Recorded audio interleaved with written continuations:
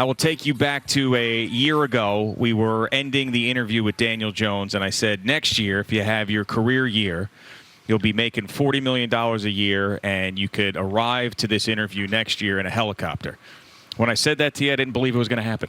And it did. You didn't come here in a helicopter, but you're sitting here as a $40 million a year quarterback. Can you think back to last year at that time and how you felt and kind of bring us through the journey to sitting here today?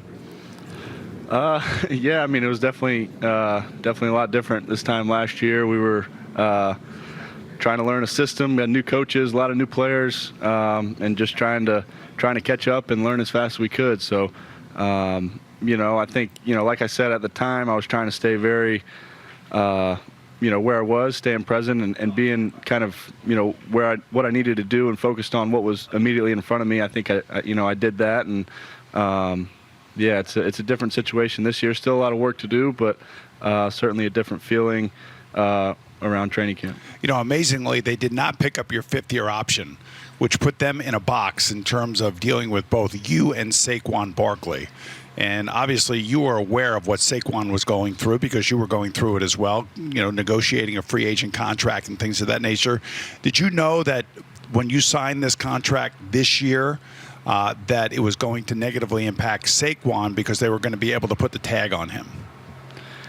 Well, I mean, I think, I understood the situation and that they could only tag, one player and the other one was going to be, need to figure out a contract or hit free agency. So I understood that part of it, and it's tough as a close friend, as a teammate, and a guy who means a ton to the team. But I'm glad they eventually figured something out. It was a tough situation for him. Certainly feel for him with that, and his approach and how he's handled the whole situation has been extremely impressive, and I have a ton of respect for him.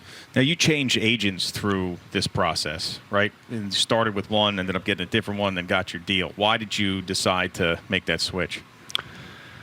Well, I mean, I think I had a great experience with the former agency and a lot of great relationships there. I think just came down to how we were going about the deal and what I saw, kind of the best way forward to be. So, I have a ton of respect and appreciation for everyone at that agency and wish them the best. I know the business of football is hard to talk about, but it's in the headlines.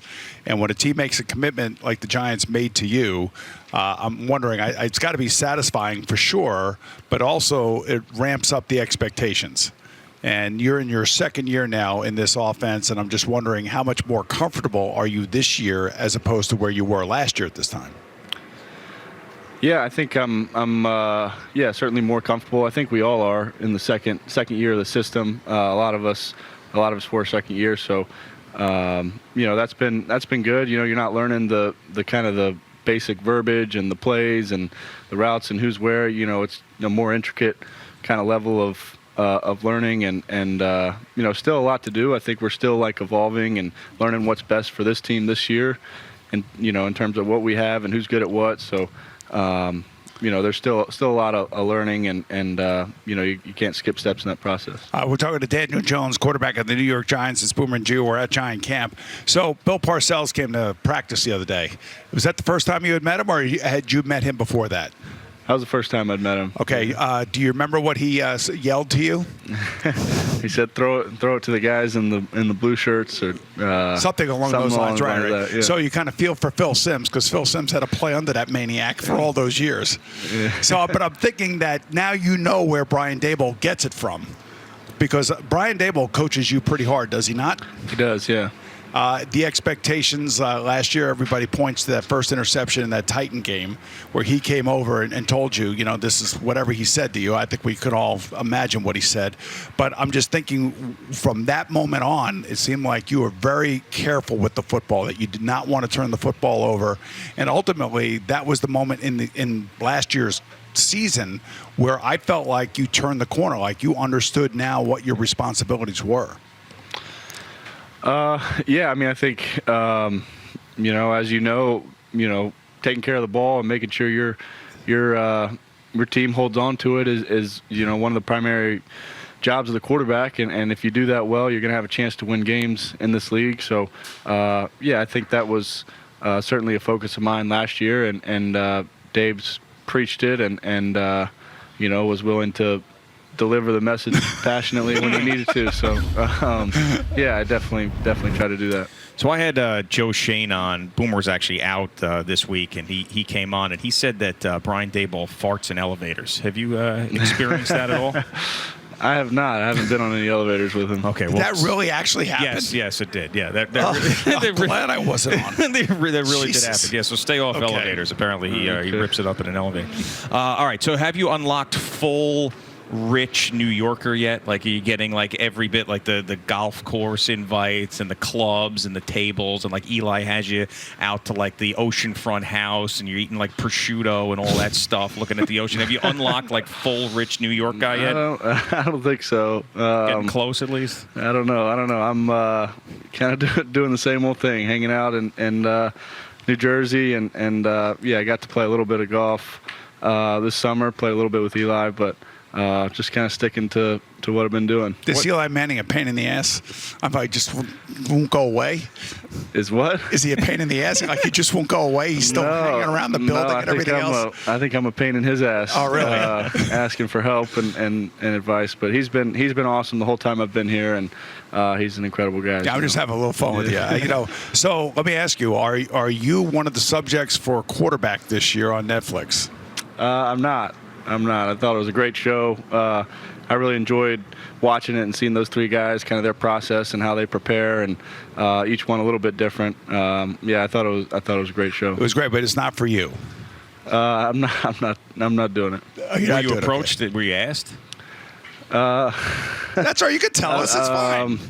Yeah, I've been asked, and like I said, I think it was a great show. I think they did a great job with it. And that was your decision to turn it down? Yep. Okay. All right. Very good. I didn't know if the organization told you, no, we don't need this in our lives. We're trying to win a Super Bowl, for God's sakes. We don't need these cameras around. So you played last year essentially from training camp on, for lack of a better term, with a guillotine over your head. I mean, that's the operation that you were in. I mean, you were either going to be a Giant, your career was going to go in a different direction, and you're going to get paid $40 million, or maybe you'd be a backup on someone else's team. And you did everything you needed to do to remain a Giant and get paid $40 million a year. What was the point last year where you said to yourself, it's going to end the way I want it to end? When did that happen for you, and that sort of, this is going to end well? Well, I mean, I think at the outset that was certainly the way I saw it ending, and the way I hoped it would, and was certainly working towards that. I think, I don't think there was a point in the season when I said, it's done or anything like that. I think I was, taking it week by week and trying to play as well as I could. So, but it was always kind of my goal. It was always the way I saw it ending up. Did you have a low point? Is there one thing that pops in your head like, all right, this was rock bottom for me, and it ended up going up from there? Do you have one of those bad moments that sticks in your mind? I don't know about a specific moment. I mean, I think the first, the last few years here have been tough, and we haven't won as many games. There's certainly been some low points throughout those years, but we've made progress and got a lot of work to do to keep it going the right way. It's got to be the injury, during the Joe Judge year. That's probably got to be one of the significant points in your career where you had to come back from, and you did, and that's a credit to who you are. And I think that the Giants recognize the type of person you are. That's one of the reasons why they invested in you. I'm trying to think about some of your new weapons that you have out here. We just had one, Darren Waller. I mean, 6'6". I mean, you can't even overthrow him. I can't overthrow him. I mean, that guy, if he can somehow get back to where he was in 2019 and 2020, he is going to be a significant presence for you. What are you seeing from him on the practice field? Yeah, obviously he's incredibly talented to be able to move at his size and the route running ability. He's also dedicated, locked in. You can tell it's important to him to get on the same page, to learn, everything he needs to learn to catch up with this offense. So, he's been a great teammate. He's gone about his work the right way, and his talent and abilities off the charts. So, I'm excited excited to get out with him. It's been good to work with him so far in camp, but he's been a great addition to the team. So does the contract, it validates you as a player, at least in our eyes it does. I don't know how you feel about it, but are you more vocal on the field now than you have been in the previous years, 4 years that you've been here?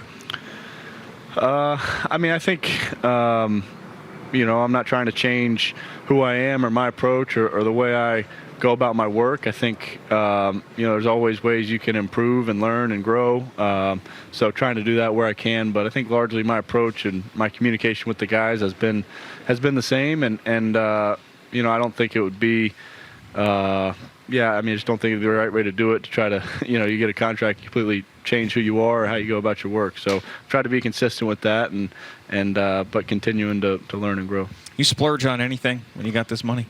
One thing? It had to be one thing. No, I don't. I didn't take care of the parents' house or something. Yeah, something like that. There's got to be some trip around like the world. Come on. You bought your wife a separate house. College coach, high school coach, right, take care of them somehow. Yeah, you gave $1 million to a stranger on the street for the hell of it. Come on. I don't know. No, I didn't buy anything big. I had to get some furniture, so I did that. But nothing exciting that you'd want to hear about. New set of irons or something? No. Raymore and Flanagan. What kind of furniture? Bob's Discount. Restoration Hardware. Where do we go? Yes, all over. But nothing exciting you'll want to hear about. Man, I tell you, I don't know how the hell you stay so even keeled. It's amazing. It's like seriously, whether things are going well for you, things weren't going well for you, you've stayed, at least from our perspective, down the middle. I mean, that seems to me to be a very difficult thing to accomplish at this level with all the eyes on you. But you've done that very well. What are your keys to that success?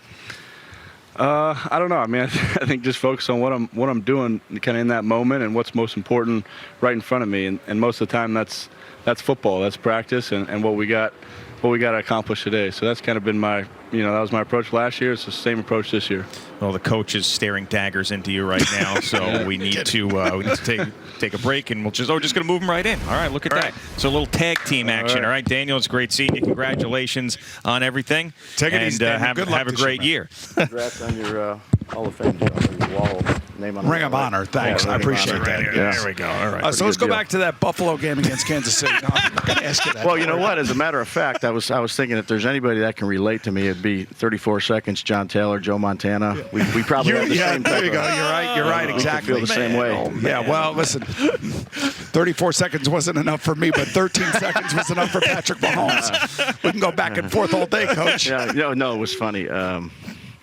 My boy that I told you loves you guys. Yes. He's like, hey, if he breaks your balls on 13 seconds again, I wake up in the morning, I get a whole thing. Like, you'll go golfing with anybody at any nice place. You just went to Canada. Yes. You'd rather play 18 rather than 16 or Yes,36. yes. I mean, exactly. I woke up to a thing this That morning. is awesome. He I loves love you that. guys. That's so unbelievable. Yeah. That is tremendous.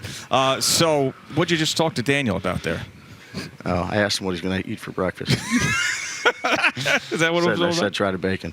Okay. All right, so let me ask you a question, Coach. I know your background. We all know what you are. You're fiery, and Giant fans love that about you. You have a quarterback that just seems just so like monotone. It's crazy. Like Gio was just saying, he hasn't changed from the first day that we met him until today. It's the same guy. Yeah. Isn't the quarterback supposed to be the alpha male in the building? I've been around a lot of different quarterbacks that have had a lot of different personalities. To me, whether it's a quarterback or any other spot, but obviously the quarterback is the guy that drives the engine. I let them be themselves. He's consistent. He works hard. His teammates really like him. And, what you see all the time here isn't necessarily all the time what you see behind closed doors, too. So I think the players got a lot of respect for him. He's got some jokes in there, too. So it's not always like that. But I think, playing in this market and the things he's had to go through, in his career, I think that serves him well, too. Now, was there a point last year, because I asked Daniel this, he didn't really give a specific moment, but was there a point last year you felt like you unlocked him, like a specific moment in the season where you're like, man, he's doing everything we wanted him to do? No, I mean, it was just a steady progress. Again, you know how hard it is just to implement a new system for that position. There's a million things going on, and I think each day he's come in, he's worked his tail off. You see him in there. He meets with the centers. He meets with the receivers. He's out here on the practice field. I got a lot of respect for how he goes about his business. one certain time, I would say no. You know, he's the complete opposite. And I don't know if you've seen this, but Johnny Manziel just had a documentary done on him on Netflix. And there's a point in that documentary where Cleveland Browns are calling his agent, saying, we looked at his iPad, 0 seconds spent on the iPad. No thoroughness about Johnny. Obviously Johnny didn't want to play, whatever the deal was. But Daniel's the complete opposite of that. Yeah, no, that's a great observation, too. He's one of those guys, too, sometimes where you have to try to pull him away a little bit. He always wants to work.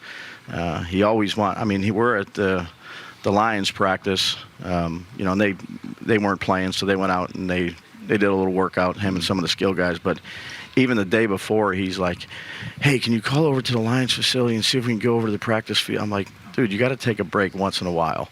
But he's on full blast all the time. He's studying, working.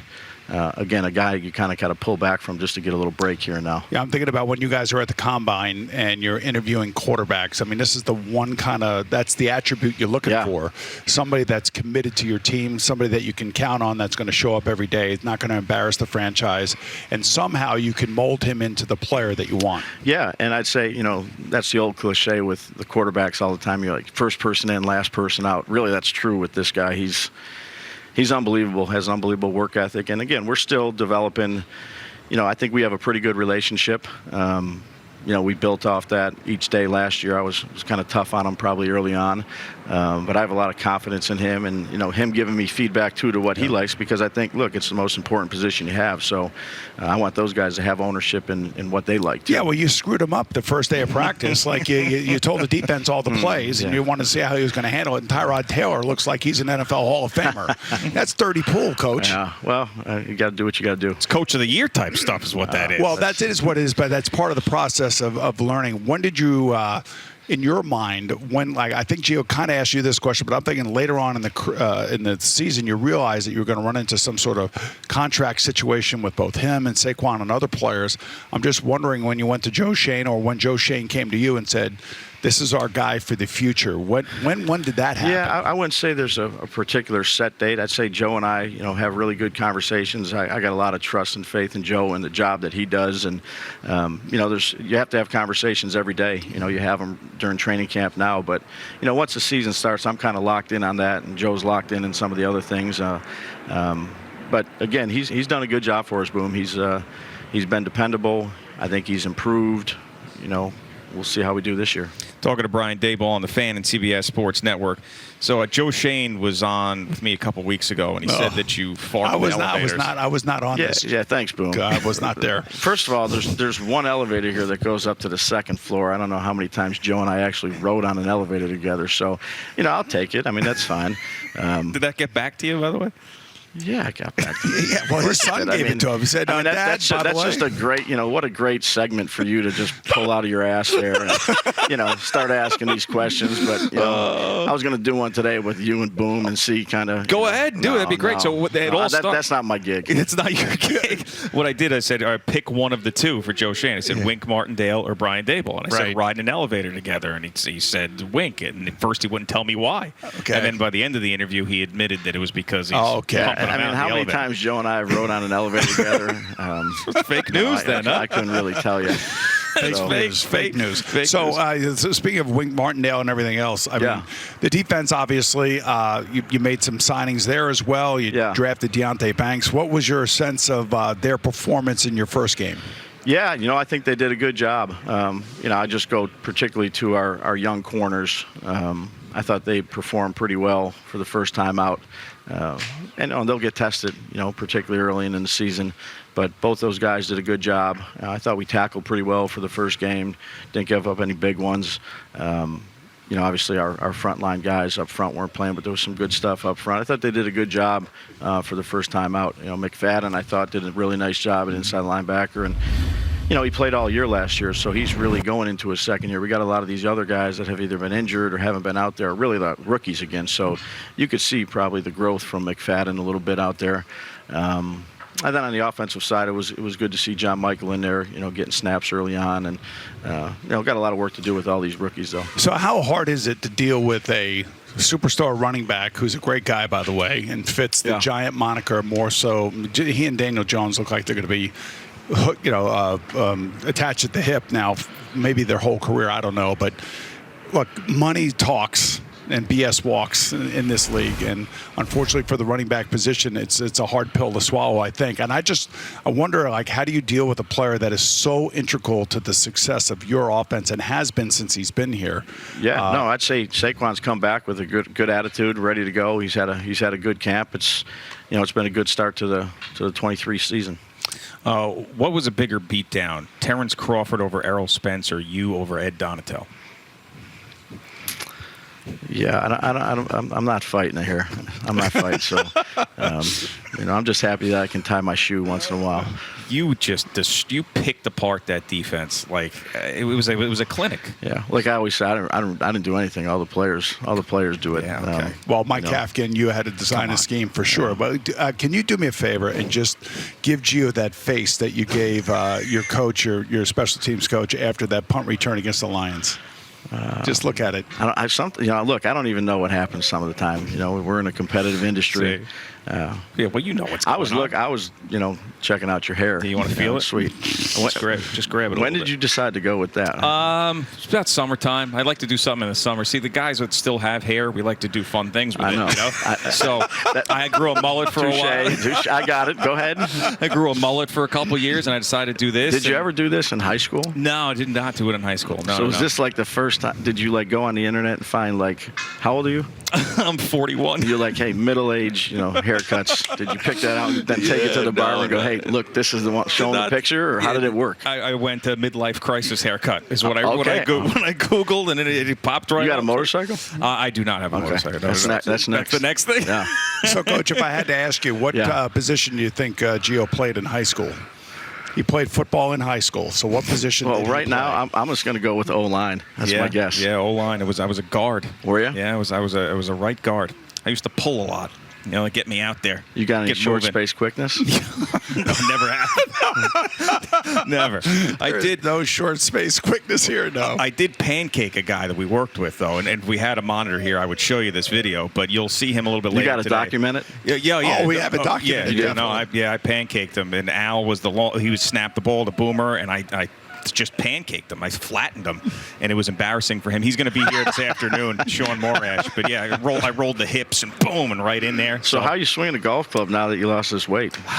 Better. I mean, it's tough. Really? Man. It's so freaking hard. We got to talk off air on how to do that. Yeah. No. How to lose weight? Yeah. You don't. No, how to golf. I was talking about how to swing a golf club. I mean, thanks. I appreciate that. So before he completely hijacks this interview, your starter's playing Friday night against the Panthers. Have you decided yet? No, we haven't decided. But like I said the other day, I was doing a Zoom with the beat writers. Yeah.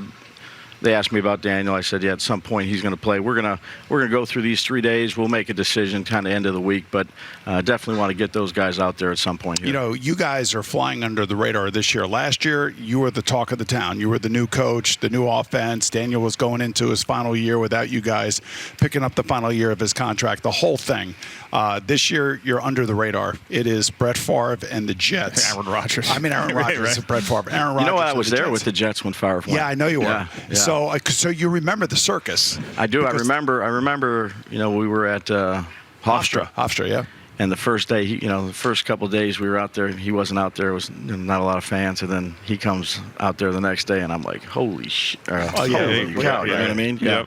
So, look, we got a long way to go. We'll just keep our head down and keep grinding here. Yeah, just to go back for that 1 second that day at Hofstra, do you remember me and my former partner were out there, and my former partner was in the parking lot with a bullhorn? Let's get Brett. No way. Let's get Brett. Do you remember that at all? No, I don't. The only thing I remember of that practice was a lot of fans. And then I remember, we did this pre-practice routine, and Mangini put everybody through it. It was going through the bags.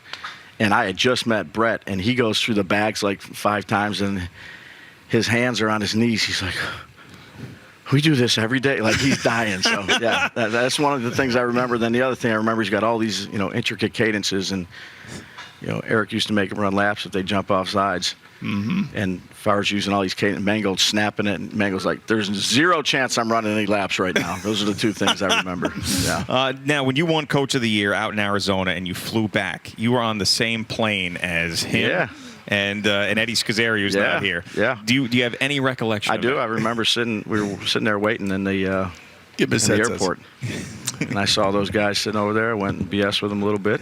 Yeah, he was very friendly and approachable to people. I noticed that he went up to little kids that looked like there was a little kid who looked like he wanted to go talk to him, but he didn't. So Coach went up to him instead. Very nice. Listen, when you win Coach of the Year, you can No, be really nice at that man. No. I also yelled to him when I was having a coffee in downtown Phoenix. Yeah. He did. He threw it out there on the walk. I was walking with my wife down the street. But I yelled his last name only, and that felt disrespectful after I did it. I was like, I didn't. What else? Disrespectful. Should I yell? What are we talking about here? Did he? Come on now. Did he acknowledge you? He when did. You called? He did. Okay. And he was way down the block by the time I had the guts to yell it.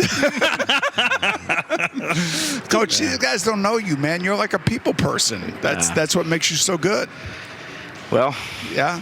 we hope. We Right, hope. unless you're the special teams coach. Right, He's not a exactly. people Will you person. get off this, Mix? I mean, come on now. Listen, you made a face. I got a picture of you. They got a video up of you. So look, I've been on the other end of that plenty of times. It's a competitive situation. I got nothing but love for those guys. Now we understand. And you ripped Daniel Jones was the greatest thing that ever happened in Week 1 last year. Everybody loved that. People love this. We just joke around about it, you know? Nobody's getting on your ass about that. What was it like to have Parcells out here? It was great. Was it? He's, I've known him for a little bit. It was great to have him out here. He hasn't been back for quite some time. Why is that?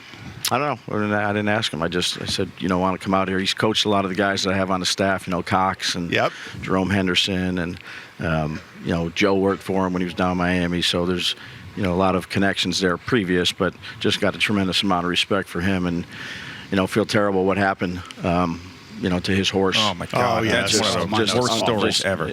Terrible. Just terrible. And, he's a good mentor to have, I'd say. Definitely. I would say so, too. I mean, I even asked Daniel Jones, do you remember what he yelled at you? He goes, something about throw it to the guys in blue. Yeah, throw it to the open guys. Makes it pretty simple. I said, I know that Eli Manning is in your corner. I said, you should call Phil Simms and talk to him about some of the stories dealing with Bill Parcells. Yeah, he's great. Coach, it's great seeing you again. Appreciate it, guys. We appreciate you sitting down and have a great season again. All right, man. Appreciate you. Thanks, Bill. see you. Coach, take it easy. Head Good to coach see you, Brian guys. Daboll. Thanks so much for watching the video. Please like and subscribe. And don't forget to hit the bell so you're notified when we're dropping new content.